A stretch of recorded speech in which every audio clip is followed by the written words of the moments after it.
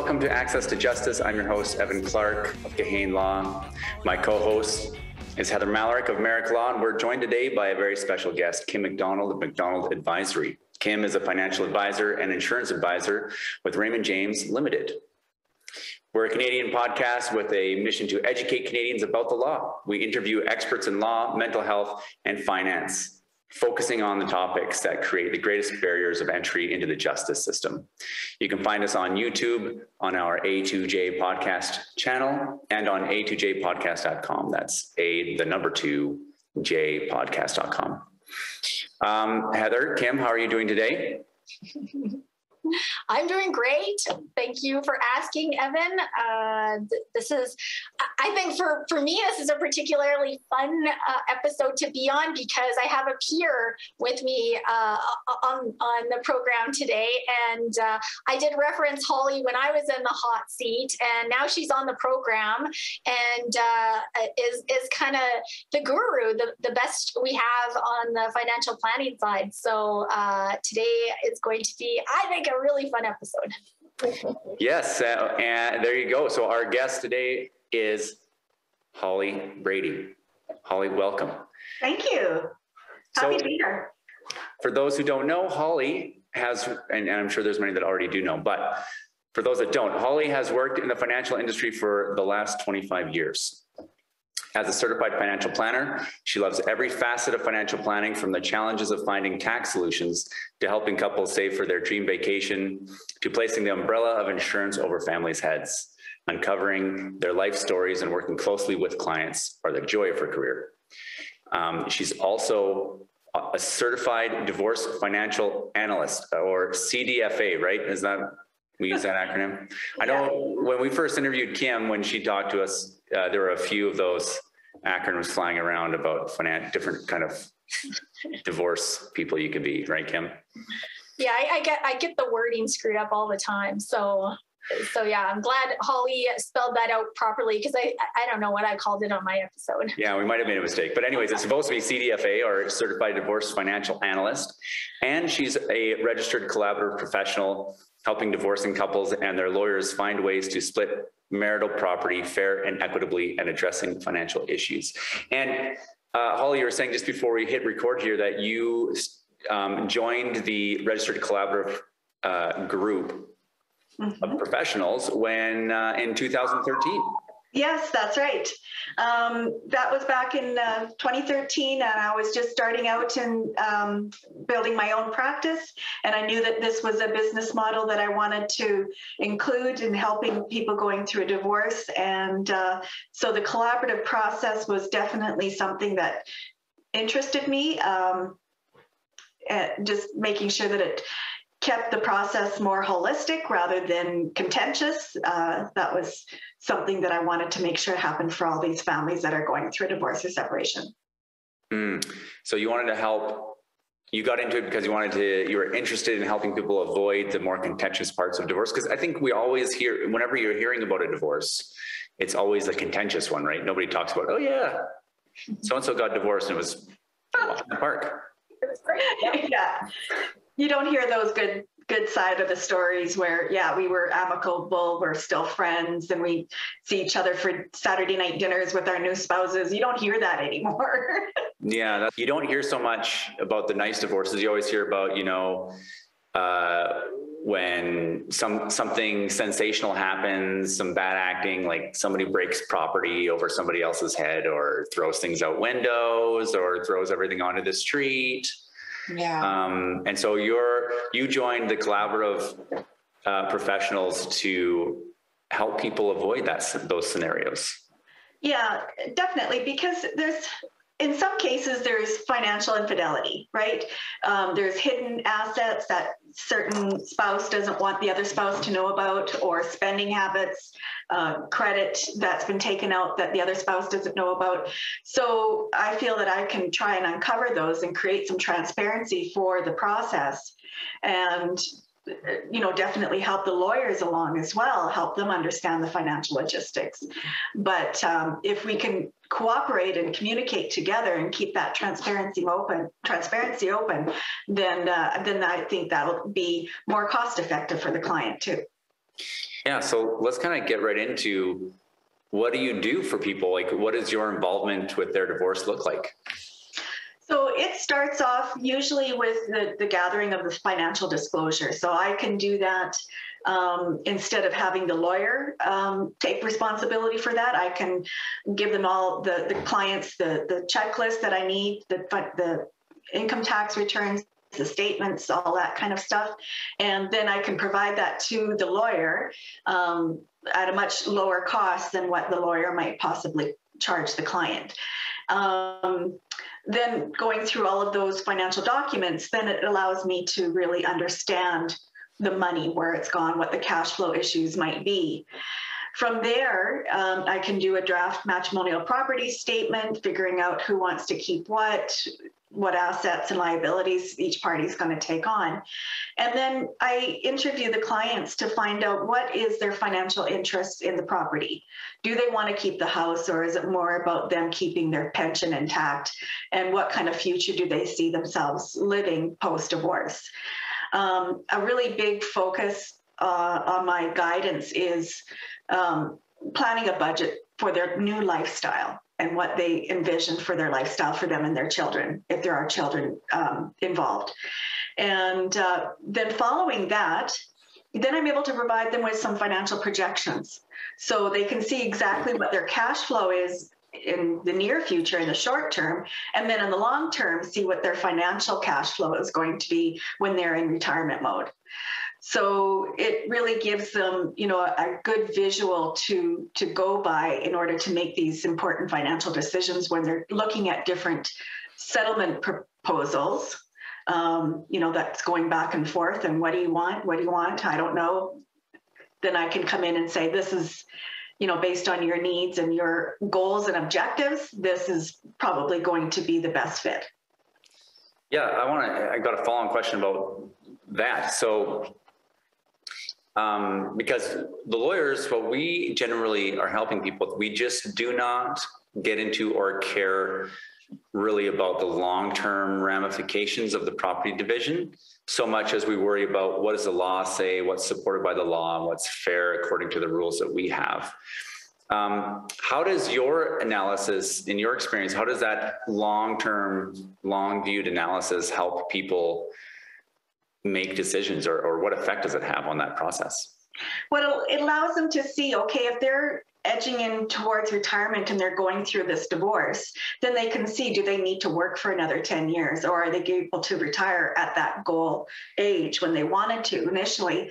Or, the proposed spousal support that they're negotiating back and forth with, what does that impact have on the cash flow on the recipient and of the payer?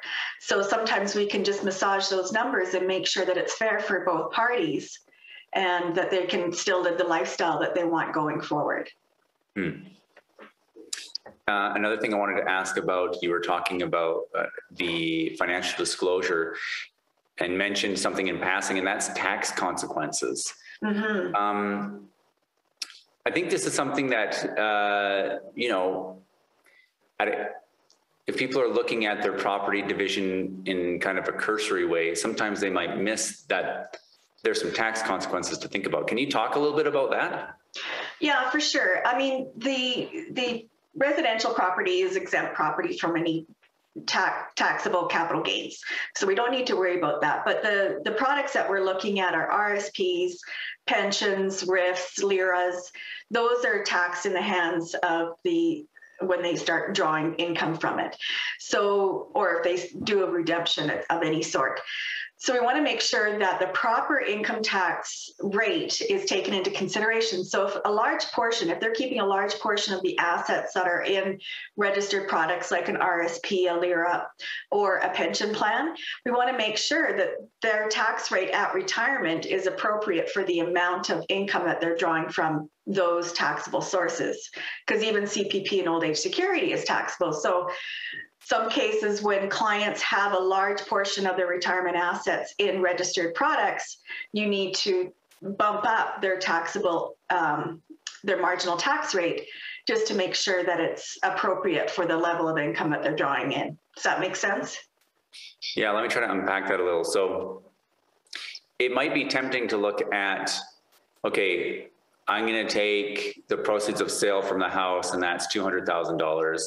The other person's going to take their RSP and keep that. That's $200,000. And there you go. Yeah, no, we need to make sure that the RSP is adjusted for tax. And usually when I'm working with lawyers, their rule of thumb is about 20%, sometimes 25%. But as I mentioned, if there's other sources of taxable income at retirement, we may need to bump that up to maybe 25, 32%, depending on what the income tax rates are at the time or currently. And, but if their registered holdings are not huge, then we can still probably leave it at the 20% tax rate, or maybe even lower it. What do you use normally, Heather, 20 or 25? It kind of depends. I think I would usually start it with 20. Yeah. Yeah, I'm just pulling up my precedent to see what I normally use. I know I think that's what's plugged into my spreadsheet. I can say from my side, I've seen 20% pretty much across the board from lawyers. And I really appreciate what Holly brought up, because if you have a financial planner, they're going to put all these numbers together and come up with a more accurate display of what the tax should be on that line item. So it could mean quite a bit of money if you don't get that right. I think I used to use 20, but I switched to 25 because I was in negotiations once, and the other lawyer came back with 25, and I was like, yeah, why don't we use 25? And this is one of the reasons that I think 25 is probably more appropriate. Have you ever witnessed in your lifetime income taxes going down? Yes, absolutely. Yeah, during retirement. when and how much? Well, it'll go down, because the source. No. Sorry, let me clarify. The income tax rates, like as in, oh, now this bracket will pay less income tax than they were paying before. No, the government set rates. No, sorry, never. Have you, Kim? No, but that's kind of a tertiary scenario. Like what Holly is describing is, it's really actually quite important to hire a financial planner because they'll give you the right number. Well, the right number today, Kim. Yeah, the right number today. The most accurate number versus kind of just tossing in, a number out of the sky. And yes, of course, tax brackets have been rising over time. But to Holly's point, when you retire, typically your income does drop, which means your tax rate is going to follow suit. Oh, yeah. I'm talking about 25 versus 20%, not, applying the tax rate that you're paying right now and you're earning, $150,000 a year. I'm talking about just going with 25. And it coincides with the tax law professor that I had at the University of Alberta would always cite this friend of his who thinks that he hates tax, or doesn't hate, but he refuses to use tax deferred vehicles like RSPs and those types of things. Because of that reason, he's like, taxes they're not going down in the future. I'm not saving any money. So I just pay the taxes now, and then, I'll be better off because taxes are always going up. Now, that's not meant as like a general financial advice here, but both of our financial people are shaking our heads for the listeners who are not enjoying this episode by video. They're shaking their heads no, just for the listeners' information. Yeah. Maybe for this particular person that made sense. I don't know anything about their financial situation, but I think most of the time we face a dramatic income decrease when we start drawing from our retirement savings. Anyways, I just wanted to flag that, as some people may not really, RSPs tend to be a area that people are not totally crystal clear about. Have you found that in your experience, Holly? RSPs, for the most part, people do understand, how they get that tax relief when they do make those contributions, and then how they're taxed on it at when they're starting to retire, or when they retire, I should say. The one thing that is still unclear is tax-free savings accounts and how they work, and LIRAs. What is a LIRA? A locked-in retirement account. How pension transfers work. That's usually where people kind of get the dazed look in their eyes and need more help. Okay. And that's where I come in. I like to educate clients so they understand the different products that are out there, so they can, make decisions for their future on what amounts they have to withdraw, like in the instances with LIRAs that are converted to LIFs when they retire. There's minimums and maximums that they have to take out, and same thing with RIFs. So what's a LIF and what's a RIF? A RIF is when an RSP is converted to a registered retirement income fund. You have to convert it by December 31st, the age of 71, so that you can start drawing at age 72. And then a LIF is very similar. It's converted from a LIRA, a lifetime a locked-in retirement account, to a lifetime income fund. Very similar. But the LIF is a little bit different because it has to follow pension legislation, because it is pension proceeds that were transferred into that account. So it has a little bit different formula in calculating the minimum and maximum amounts that you can take out every year. Okay. How do folks end up with a LIRA, typically speaking? You said that it's funds transferred from a pension account. Does that happen in divorce? Yeah, it does. So if for any reason they had a defined benefit pension plan during their lifetime, during their employment years, then if they leave that employer, they're often given an option to take that money out of the pension plan and put it into a locked-in retirement account. So that's where the pension money follows into the LIRA and has to follow the pension legislation. And if they're going through a divorce and they decide that they want to split the pension of one of the spouses, maybe they have this large career asset and they want to split it and share it with their spouse, then that's when a LIRA has to be opened up for the spouse that's receiving part of that transfer, that LIRA or that pension transfer. Right. Okay. Thanks. And now, you said defined benefit. What's that about? Well, defined benefit it's a specific amount at retirement that you're going to receive from the pension plan. And whereas a defined contribution plan is you're putting in a certain amount every year, where the employer will be matching, just like your defined benefit pension plan. But with the defined contribution, you have a say of basically where the money is going, how it's going to be invested based on your own risk tolerance and time horizon. Whereas a defined benefit plan, it's invested by the board of directors of, well, Kim, you can probably explain that better than I can. Oh, sorry. Yeah, sorry. Didn't mean to put you on the hot seat. It's been a while, but it's I know that. You're bang on. I mean, we have a lot of government workers in Edmonton, so a lot of people are very familiar with those golden egg pension plans where money's taken from your paycheck and magically you have a paycheck coming in for the rest of your life when you retire. So what I understood, the difference between defined benefit pension and defined contribution pension is the defined benefit pension, the benefit that you get depends on whatever the plan has defined as, like, they have different targets, like years of service. That's right. Whatever. And that determines, and perhaps your salary at the time of retirement, a combination of those things determines the amount that you receive when you retire. Okay. Whereas defined contribution, I've understood, is you just, whatever you contributed, that's what you get, and divided up however many payments, but that's what you get. It's not doesn't matter how long you worked there or what you made when you retired. It matters what you contributed and how it performed.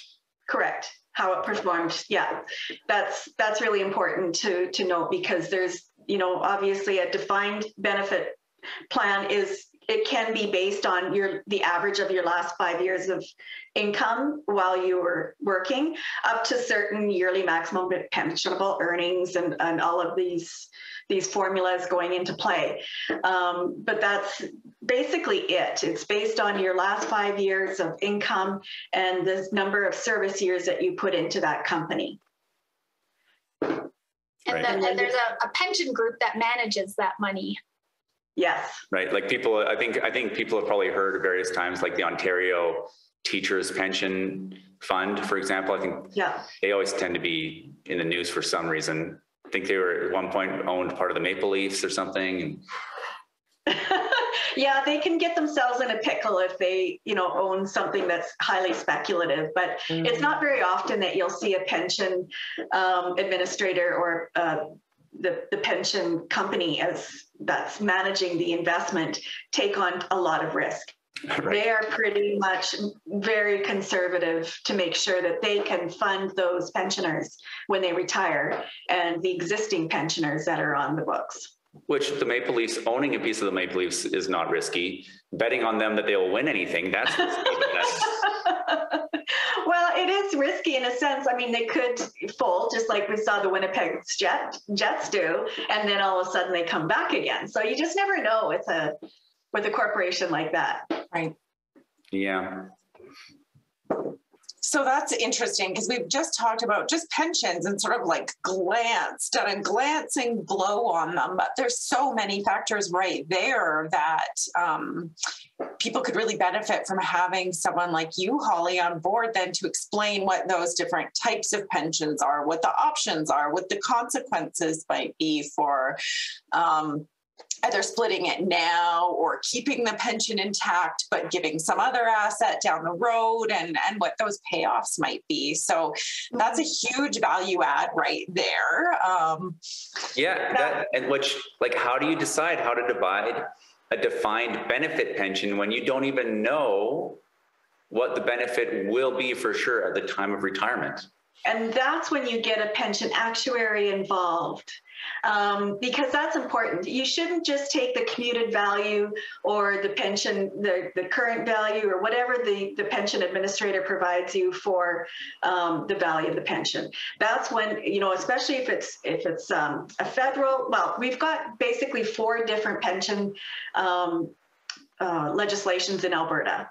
And we have the federal pension legislations for all these pensions, federal pensions. So we want to make sure that we understand the nuances of each individual pension. And that's where a pension actuary actually is worth their weight in gold, because they can tell you, what the value is. Okay, you're 35 years old, you only have 8 years of service versus somebody who's 55 years old and have had 30 years of service. So you want to make sure that this golden nest egg, like you guys talked about, is valued properly.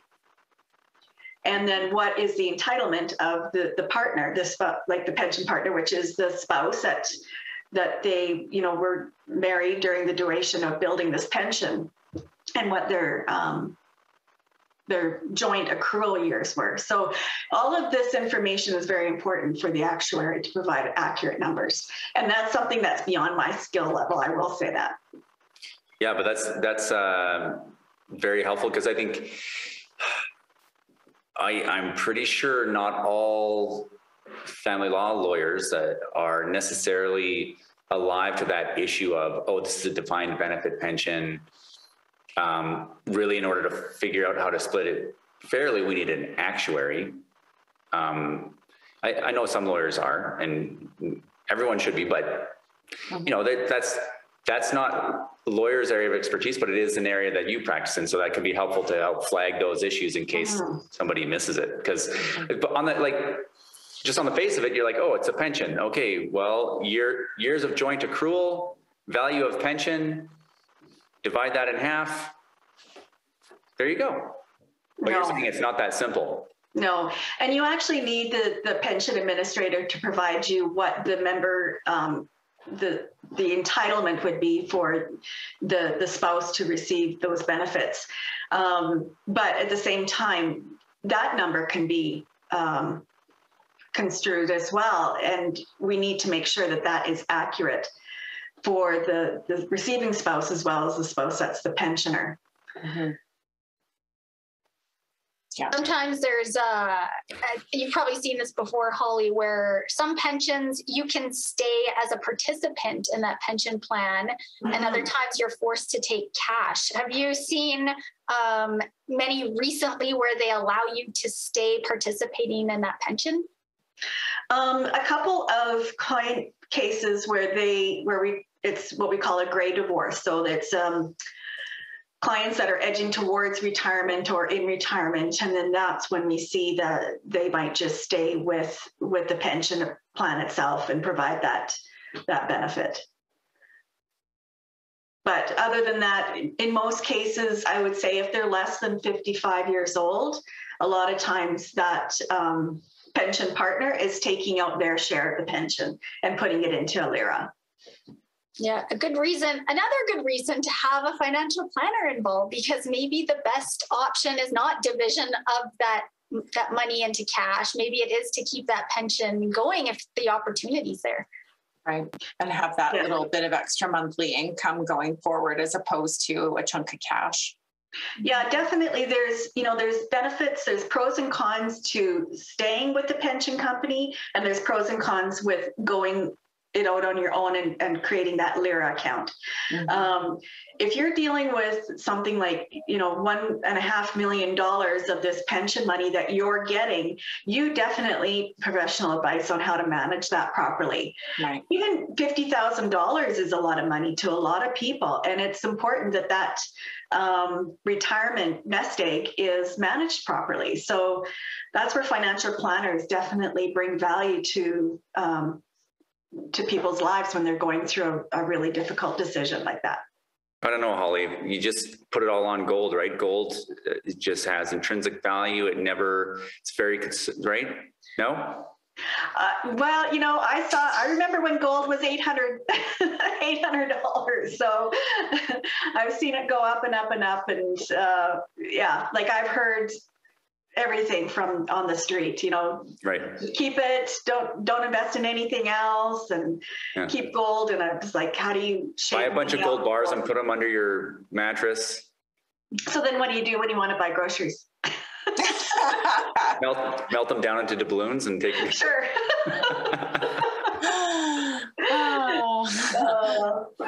I'm joking, people. No, we're not saying invest your nest egg in gold. No, I'm not saying that at all. Yeah, so it's such a good point, right? I mean, especially if your nest egg is $50,000, and there's nothing wrong with that, but that's not a lot of money to be living on when you retire. So you want to make sure, I think, that it's safe so that you at least have that, right? You make the most of it.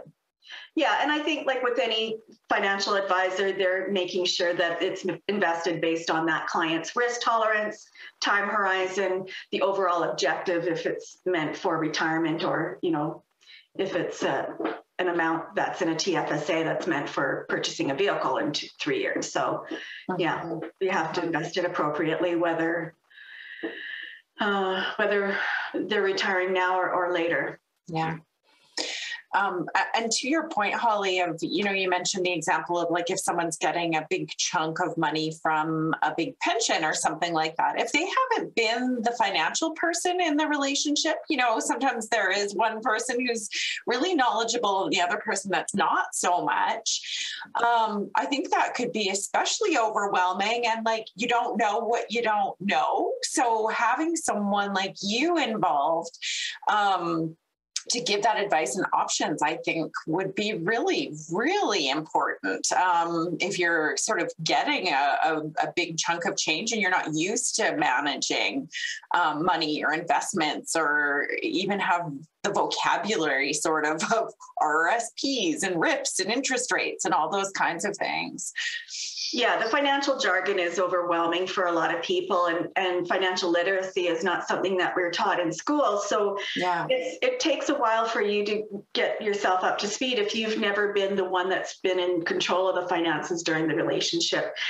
And that speaks to the reason why I wanted to focus my practice on helping people going through a divorce and separation and helping them understand their finances. I saw my aunt, you know, before I got my designation as a Certified Divorce Financial Analyst, I saw her go through a difficult divorce, and she was never in control of the finances. And it was from that generation where, you know, it was the husband that made the financial decisions. She didn't even know how to write out a check. And so she felt hugely disadvantaged when it came time to make those decisions and for the settlement, because she didn't know what she didn't know and she was scared. And I thought, I know that there's more women or men that are feeling disadvantaged like that. And I want to be able to educate them and guide them along the way and provide solid advice so that they can make those informed decisions during a really important life stage in their life. Mm-hmm. Mm-hmm. So Holly, how do you do business? Like what's, if somebody comes to you as they're going through a divorce, like let's not talking about the collaborative context right now, just somebody who's coming to you during a divorce or after divorce, whatever, how do you, what's their experience going to be like? So when they come to me, a lot of people find me on the internet or through, you know, just Googling divorce financial help. They find my name and number and will contact me, and I'll talk to them about their situation, what they're, you know, are they just newly separated or they've been going through a divorce for a certain number of years? And then if they're just starting out, then I'll talk to them about the different processes they can use to obtain a divorce. So whether it's mediation, arbitration, collaborative, or litigation, and, you know, just a very brief rundown of what they can expect from each process. From there, I tell them exactly what I do for clients with regards to gathering the financial disclosure, helping them understand the finance that they currently have, whether it's an RSP or a vehicle loan with, you know, certain term, that kind of thing. And then from there, I try to basically interview the client just to get a good understanding of what their interests are in the financial property. Do they want to keep the house? Do they feel comfortable taking on a mortgage on their own, and would they qualify? So that's basically what they would hear from me. And then we talk about my fee structure. I charge an hourly rate. I do have a retainer that I ask for up front. And so then if they decide that they want to retain my services, they know up front what the costs are going to be. And so what are those costs? Like, how does it work? So maybe that's too broad of a question, but can you just give us an idea of what it looks like? Sure. Yeah, sure. No problem. I remember I used to have a hard time saying this number, but now I feel like I feel confident in knowing what I know and knowing how I can help clients and knowing how I have helped clients. And so my fee is $175 an hour, and I charge $875 as a retainer, or I ask for that. And the retainer agreement is signed by the client. They understand that I don't give legal advice. This is only strictly divorce financial advising. And the retainer basically covers off the first 5 hours of work.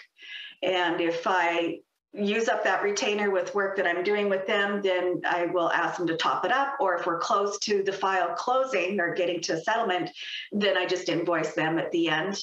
If there's a balance left on the retainer, then I do refund the remaining retainer amount. Does that answer your question? Yes. Yeah, that's great. That's great. Thank you. I think that's very helpful for people to know. Like, okay, so they become convinced that they need someone like you, then now at least they know what to expect of. Okay, so Holly's going to want $800 and something, and let's get this done. Yeah. Well, and you know, a lot of times when I'm doing they just want me to organize the financial disclosure. That's fine. So if it takes me 3 hours or 5 hours, sometimes if it's longer than 3 hours, I find if there's a lot of companies involved and I'm gathering all the financial statements and having to review all that so I understand it fully. But for me to do it, even if it's only 5 hours that I spend on it, $875 versus 5 hours of their lawyer doing the same thing, there is a cost savings for the client. Mm-hmm. significant cost savings. And I'm finding also recently, more often than not, that lawyers want the financial disclosure on a flash drive or saved in a cloud-based program. They don't want that physical file because they're finding it, they just don't have the space for it. But it doesn't mean that they're not going to do their due diligence and go through that PDF file in detail to make sure they understand the finances as well. But it's just more convenient sometimes for them to have a flash drive or a cloud-based program to access. Mm-hmm. Oh, well, that makes sense, right? Because if somebody's got a complex financial situation, then, you know, it's going to take more time. And having one corporation complicates things. Having multiple corporations complicates things even more. So I think that's something that people need to be aware of.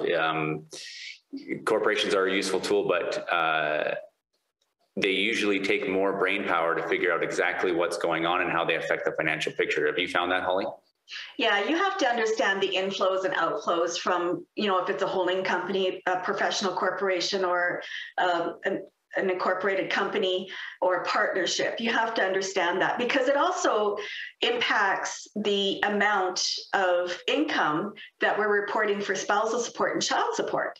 Right. So if they're a partner and they, you know, they're getting a certain amount, or they're required to pay into the partnership a certain amount, then that affects their income level. So we want to make sure that that income is properly calculated for those important payments. I think that there's probably like a stress savings as well, Holly, to have you assisting, especially if maybe you don't have that higher level of, if someone doesn't have that higher level of financial literacy. If you're already going through a separation, you might be worried about what's happening with the kids, and you know, you're trying to work and meet with lawyers and do all of those other things. And then this element is just one more piece that I know sometimes for my clients, it's like things just don't move because they can't sort of get past this piece because it's just so sort of overwhelming in either emotionally or it just causes them so much stress to think about having to gather all of this or to face it all in an informational way. So if they could have somebody like you gather it, condense it, make it make sense, I think there's a big savings there in stress and worry and that kind of thing. Well, and the biggest thing is they need to understand where their money is going. So one of the tasks that lawyers will ask of their clients is to prepare a monthly budget. What is your household budget? And for some people, it's like, budget? I've never, you know, even looked at the possibility of budgeting. It's not something that I've never done. Where do I start? So there's many different sources that you can use to create a budget, whether it's an Excel spreadsheet, a certain app from a bank, or just, you know, make up your own columns in a textbook or in a notebook and go from there. But once they actually know the numbers, then they're able to say, okay, this is where my money is going. This is the fixed expenses, and then the variable expenses, right? That's the clothing and the groceries and the kids' activities and the entertainment and vacations and all of that stuff that you want to create that lifestyle. But a lot of people don't know where their money is going. So I think the first rule of thumb is to make sure that you understand what you're working towards.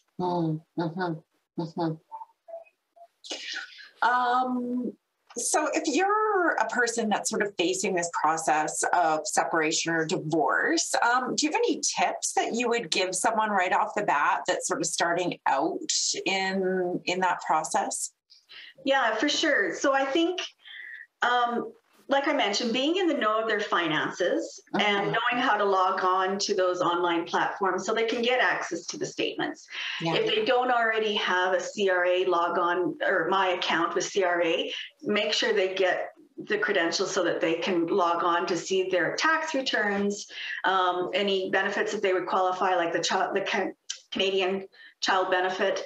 And if they're, you know, a disability tax credit, that kind of thing, if they qualify for that. And then that way they have those documents at their fingertips. And then on that note, make sure that they gather any documents relating to anything financial, like income tax returns, property and investment statements, bank account statements, just so nothing kind of goes missing erroneously, because things have a way of disappearing when you're going through a divorce. And make copies. So if you know, the mortgage usually is joint, there's bank accounts that are joint, investments that might be joint. So make copies so that your spouse can have that, because it's all financial disclosure that your lawyer is going to need and his lawyer is going to need, or that person's lawyer is going to need. And you want to make sure that you have that at your fingertips. Because if you don't, if you try and hide it, it's just going to cost more money in the long run. It's going to be uncovered, and we're just going to keep asking for it, and that just delays the process. So, and then the next thing would be be afraid to ask questions. We're all starting out, you know, our financial literacy at different levels, different points in our time, in our life, and we want to make sure that everybody fully understands what they need to know. And so, just go ahead and ask questions. There's no stupid questions, and I'm here to answer anything that people want to ask.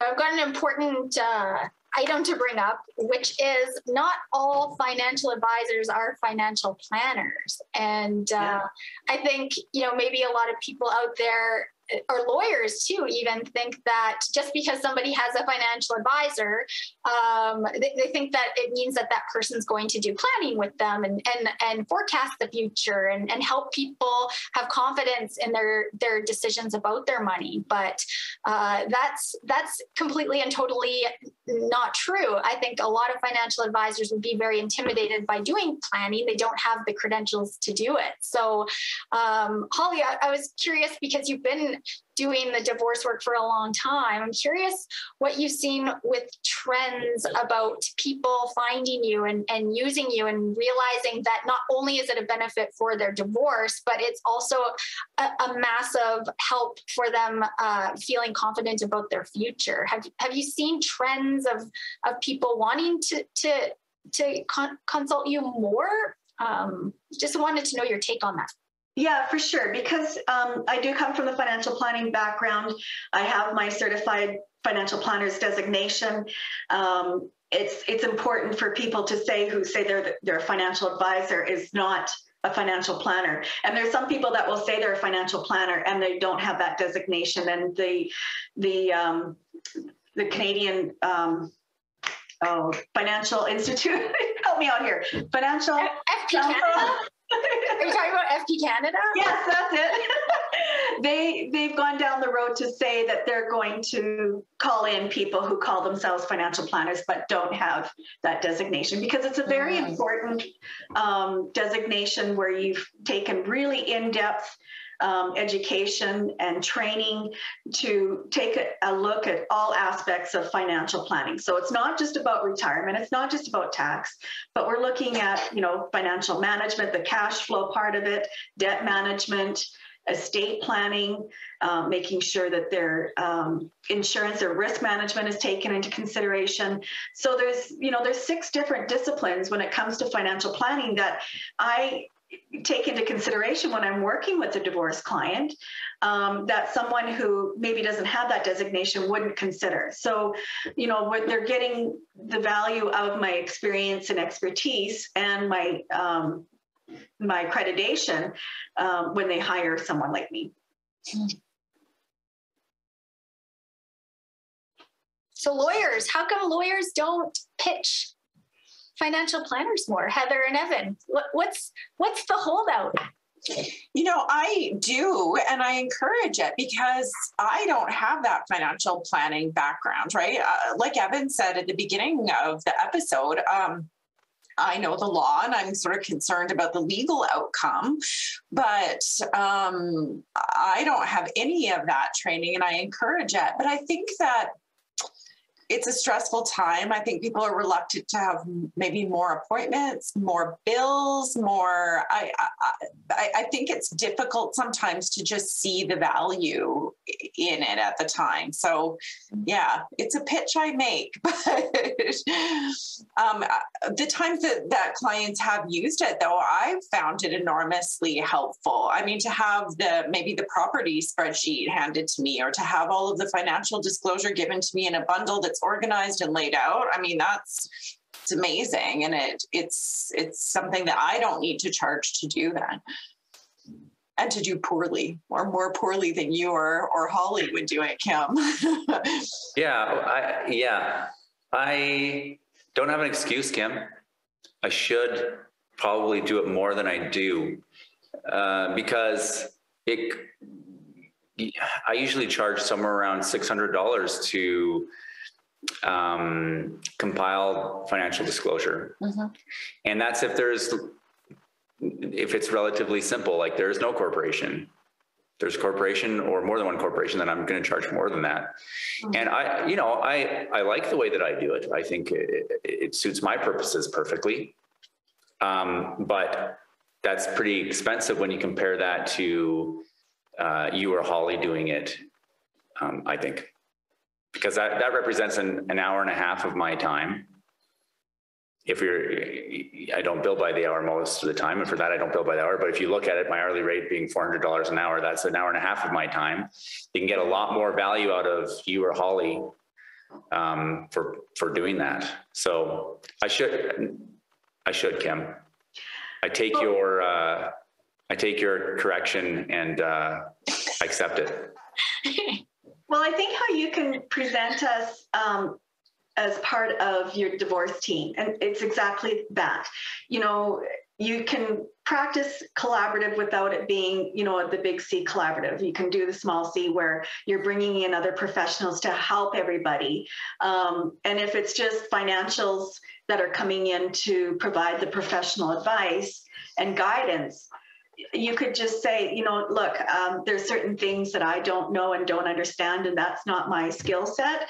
Here's someone that can answer all of those questions and more. So that's, it in a nutshell. Just bring us into the conversation. Well, you know what, though?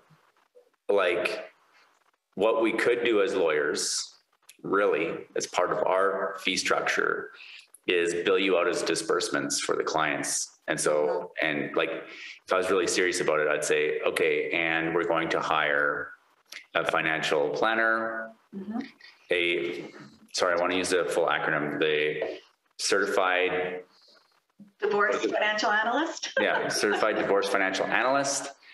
And so I'll take that money into trust, and then you'll just get hired. That would be a good way to do it. And I have worked with lawyers that did that. So, and that was very effective and efficient. Yeah. Yeah. And honestly, it wouldn't be a hard sell, because I can tell them how much it'll cost for me to do an inferior job. And then they'll be like, oh, well, why would I do that? I'll use Holly or Kim. Well, I think the important thing is that Kim and I have software where it provides that most accurate data that reflects, not just the short term, but really more importantly, the long-term projections or forecasts of what their financial picture is going to look like.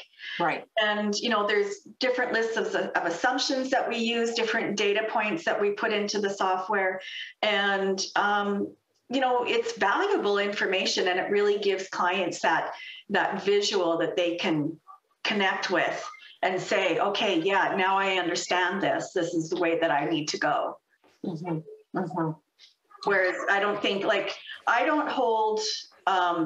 don't have the proprietary software for, ChildView or DivorceMate to do the spousal support calculations. I leave that up to the lawyers to have that discussion with their clients. Right. If they need to find what is a more appropriate lump sum spousal support payout, I can do those calculations, or the calculations for the income of what the income they should use. But when it comes to the conversation, what do we use, the low, mid, or high range of the spousal support? Then that's when I can provide those, those short-term cash flow projections and show them, will they still be able to live and save for their retirement, or does this mean that they have to sell their car and buy a beater? Yeah, I guess the message is, I mean, Evan and I, or any other lawyer who's putting together that financial piece, we're doing it, but we're not doing it necessarily, like you said, with that forecasting, that long range, that big picture look. We're looking through our lens, which is our legal lens. But you're looking at it from that bigger picture, which is really helpful, but can also assist us to look at the legal picture too, and to give us that information back. So working as a team really makes a lot of sense. Definitely. Like I said before, I don't provide any legal advice. That's not my skill set, and that's not the reason why I'm in business. It's to help people understand their finances. So yeah. It's a good partnership to have when we can work together and help the client through a really difficult time. Yeah, it's very scary, I think, for people to accept an agreement or accept a certain outcome. And if they can see into the future how that outcome is going to look, they're going to have a lot more confidence actually saying, yes, this works for me. Let's do it. Let's sign off on this and close the file and move on. I think a lot of people just kind of sit there worrying about accepting something when they can't actually, to Holly's point, see the visuals. Like a lot of people are visual learners and they need to see the numbers. Am I going to be okay? And if the answer is yes, then great, move things forward. Yeah, and I've had a few clients that are very highly educated, very analytical, and have been in control of the finances the whole relationship, and they'll still hire me because they want a professional opinion, just to check in, make sure get that second opinion that they're on the right track.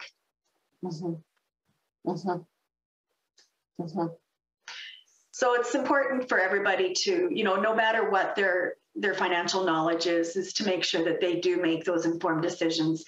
And the reason why I do is because, it sounds weird, is because I see mostly women who are very emotionally scared. They're grieving for the loss of the relationship. They're scared for their financial futures. And then when I work with them and I build up their education, their knowledge, and that power to make those really, really informed decisions, and I see the weight lifted off their shoulders.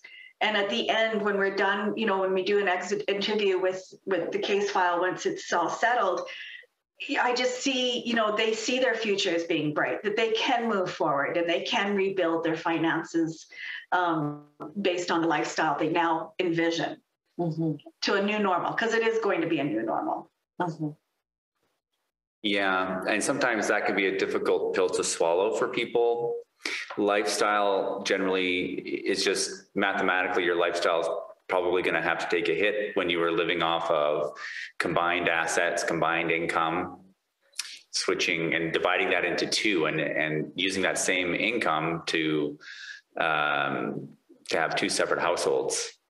Yeah, for sure. And I have been brought in on some case files just to, have somebody come in or check in with them just to make sure that they're on the right track when it comes to budgeting. Because if they're budgeting for something that's unrealistic, like their monthly budget is tens of thousands of dollars a month, then we know we need to, bring them in line a little and change those expectations to what it could really be. Right. Well, I think that should be hopeful news for anybody listening that's kind of staring down the barrel of what they may perceive as financial ruin associated with their divorce, is that, well, your clients always, most of the time are reporting that they have hope, they have a good plan, solid plan for the future so that they can, move forward. And it's not just all doom and gloom. More of a speed bump than a ruin, maybe. Absolutely. And, once the dust settles, once the divorce is settled, there is the ability that they can revamp their total retirement plan, and they can still have the life that they envision, albeit maybe a little bit different, but that goes to say with any life stage. If you have a financial plan and you're set on that plan, but then all of a sudden, you have a baby that you maybe didn't expect, and hooray! Hooray!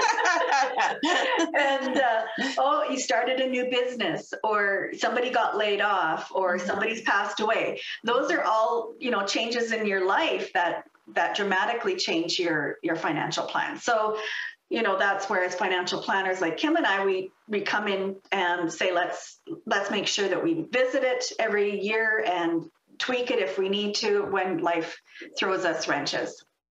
Right. And a big wrench would be a divorce. Sure. Yeah. Yeah. Yeah, it's very complicated. Holly can speak to this more because I've only been involved in the divorce arena for a few years, and Holly's been around a long time. And what I found in my travels and my education is that it is quite complicated. For the typical financial planner, they're going to be intimidated with a divorce event. And I think the more I learn and the more educated I get on this, the more important I really think it is to find somebody who works in divorce financial planning and also works in collaborative law, because then they get that exposure to lawyers and what lawyers are doing and looking for. But that's just what I've noticed. Holly, I don't know if you've noticed this same thing. Yeah, definitely. And one thing I wanted to mention is, we're seeing on the rise a lot of gray divorces happen. So gray divorce is obviously, you guys know, someone who's in retirement or close to retirement, and they're now separating and getting a divorce. Yeah. And I find them to be some of the most amicable divorces that I've experienced, where they actually are worried about each other's future, financial future. I had one couple sit at the table with me and they said, no, I think I need to give you more spousal support. And the other party said, no, I don't think you can afford it. That's not going to work for you. And I just looked at them like, what? Why are you getting a divorce? They were just so caring. And, it's not to say that divorce is always contentious and always bitter and revengeful. And it's not always like that. There can be some very familiar and respectful relationships that end and just move on. Yeah. Well, most of the time it's pretty, it's not that way. No, but I don't want to paint a rosy picture, but I think it's more cost effective for clients if they don't get that revenge. Look, it's more cost effective if they don't get divorced at all. Right down to it. That's true. What is it? An ounce of prevention is worth a pound of cure. Am I getting that right? Mm-hmm. Yeah. So investing in whatever it is you need to do to keep that relationship going is probably worth it. But we're not here to talk about that advice so much. I don't think any of us are experts in marriage counseling, but that does bring up a question I guess I have is, Kim and Holly, would it be sound or prudent for someone who's contemplating divorce to come and chat with someone like you and say, this is the picture, but I'm really nervous about what it might look like if I was going to say pull the trigger. I don't think that's the right analogy, but decide to go ahead with separation, right? Is that a conversation you'd be willing to have with people as well who are worried before they've even made the decision for sure that they want to end a relationship? Yeah, for sure. And I've had those conversations where somebody's contemplating separating from their spouse and they just want to know financially what, kind of they're looking at for cost of, getting a divorce and what they're looking at as far as what might be an exemption, what would be considered marital property. A lot of that, exempt property, I rely on the lawyers to indicate that. I can say this might be, but when it comes to actuality, I rely on the lawyers to provide that legal advice. But no, I think a lot of people who might be contemplating, I think it's prudent for them to get their ducks in a row and really source out some and have consultations with some professionals. Yeah, ducks in a row. I like that approach. I mean, of course, I just said, oh, it's the most cost effective not to get a divorce. And that's kind of, that's probably really annoying to hear if you're like going through a divorce or a relationship breakdown. You're like, what a dumb thing to say that is, because obviously it's like that ship has sailed by that point in time, and it may not have anything to do, like that person may not be at fault at all. It may just be something, circumstances. But one thing that everybody can do is that I think works in a preventative way, as well as works to keep things low stress when it comes time to split up, is have some kind of a agreement beforehand, or agreement about what's going to happen if the relationship breaks down. Like we call it a prenuptial agreement, or if you're already married, we call it a marriage contract or a cohabitation agreement. And you think about Hollywood, you think about these big stars, and like, you know, yeah, you don't want to just have someone, a gold digger, marry you and take all your money. But that's not really like, that's not what I'm talking about. I'm talking about something that can provide a stable footing for the relationship. I think it can actually, if you sell it that way, it can be more effective and help build trust, I think. I don't know. Have you worked with many clients that have that some agreement like that in place, Holly? I haven't, but I am a firm believer of starting as you plan to continue, right? So, you know, you're not entering a relationship thinking that, oh, it's going to end, or, you know, possibly end, where the statistics are out there. People know what it's like. And especially now with COVID, divorce rates are up by 0.5%. But if you start on the right footing, it's just like building that foundation. You know exactly what you're both bringing into the relationship money-wise, and you both know and understand, or are working together to try and compromise to make the best lifestyle that you guys can, that they can put together. And because relationships are constantly compromising, right? One party wants to do one thing, one party wants to do another thing, and one person is more conservative, one more person is higher risk and is okay with taking on a lot of debt. So it's constantly compromising and coming together and making informed decisions together. And then I think the financial strain of a relationship will not occur as easily if they have that foundation and know where they started out and know where they're headed together. So, you know, it says a lot about marriage prep courses, the prenuptial agreements, cohabitation agreements. It's not to say that we think that your relationship is going to end. It's just a very useful tool. You're starting a conversation that you may never have to have, but at least you've had that conversation and you know exactly where each other stands. Yeah. And it can change over time too. Oh, absolutely. Yeah. Like this type of agreement makes a lot of sense where there's some inequality entering the relationship when you're talking about finances. Especially where the person that has more assets and income has children, and the other person doesn't, that there's concerns about estate planning and things like this that can make that person want to get an agreement like that. But if then you're together 25, 30 years, it may not make sense anymore, because now you really have merged as an economic unit, and those agreements can always be changed. Yeah, totally. But I think you guys can speak to this on the legal side of it. You know, how easy is it to undo those premarital agreements or those cohabitation agreements? I don't know, but okay. if there's agreement, yeah, for sure, right? Yeah.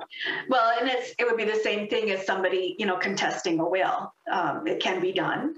You just have to provide that proof. And people try it all the time. Yeah. But so those are life stages. Those are things that happen during your life. And again, working with a financial planner so that when these things happen, you can arm yourself with, okay, let's be proactive rather than reactive, and make sure that our wealth is working with us rather than against us. Yeah. Well, Kim, anything that you've been dying to ask here before we wrap it up? No, I just think Holly's wonderful, and people need to go and see her if they're getting a divorce. She is going to answer a lot of questions that people have. She's going to smooth out some problems that maybe don't need to be there. And it's, I mean, she's worth every penny. That's all I have to say on the topic. It's a glowing endorsement from the Mad Dog. Well, I love you right back, Kim, and I really respect what you do, and that you're, I can call you a colleague and a peer, because there's few and far of us, very few of us in the industry that have that trust and respect. So it's nice that we can boost each other up. Yeah, we think Kim's pretty great too. So yeah. Heather, how about you? Any closing points? Well, I don't know how we managed to get the two best financial ladies in the divorce world in the same spot together, but I feel pretty honored that we spent the last hour with them here today. So thanks so much for coming on, Holly. My pleasure. Thanks for having me. It's because we're heavy hitters in the legal podcasts. Here, Heather. That's how we managed. And actually, it was because you booked the appointments. And so, good job, Heather. Good job, Heather. Thanks. No, but yeah, I really feel I feel lucky to have been able to spend the last hour with the three of you, actually. So, thanks a lot for coming on, Holly. I really appreciate it. Do you have any last points that you wanted to share with us, or anything that you wanted to get off your chest? No, I don't think so. I think, we don't replace a lawyer. Just don't be fearful of connecting with us and seeing if there's a way that we can help. It's not every situation that we're going to be able to help out, but, I think let's just have that partnership and that conversation. Mm-hmm. Yeah. Great. Huzzah. I couldn't agree more. Yes. Well, thanks again, Holly, for coming on, and thank you, Heather and Kim, as well. This has been another episode of Access to Justice. Thanks for listening and or watching. If you have any questions you'd like us to address on the podcast in the future, send an email to access2justicepodcast@gmail.com. That's access, the number 2, justicepodcast@gmail.com. And we will do our best to get an answer on to get you an answer on an upcoming episode. Thanks, everyone, and have a great day. Thanks, you too. Any information in this video is general information only and is not, nor is it intended to be, legal advice. Watching this video does not create a lawyer-client relationship. You should always seek the advice of a lawyer or other qualified professional for advice regarding your individual situation. While we take care to ensure that the information contained in this video is accurate and up to date, we make no warranties or representations as to the suitability, completeness, or accuracy of the information contained in this video. Any reliance you place on the information is at your own risk. Kahane Law Office, Merrick Law, Heather Malarick Professional Corporation, Evan Clark Professional Corporation, Evan Clark, Heather Malarick, and any guests will not be responsible nor liable in any way for any content, including but not limited to any errors or omissions in the content, or for any loss or damage of any kind incurred as a result of any content communicated in this video, whether by Evan Clark, Heather Malarick, or by a third party. Kim McDonald is a financial advisor with Raymond James Limited. Information provided is not a solicitation, and although obtained from sources considered reliable, is not guaranteed. The view and opinions contained in this media are those of Kim McDonald, not Raymond James Limited. Securities-related products and services are offered through Raymond James Limited, member Canadian Investor Protection Fund. Insurance products and services are offered through Raymond James Financial Planning Limited, which is not a member Canadian Investor Protection Fund. Raymond James advisors are not tax advisors, and we recommend that clients seek independent advice from a professional advisor on tax-related matters. Insurance products and services are offered through Raymond James Financial Planning Limited, RJFP, a subsidiary of Raymond James Limited, which is not a member Canadian Investor Protection Fund. When providing life insurance products, financial advisors are acting as insurance representatives of RJFP. Darkness of the dales dissipates, declines, because of he who turned water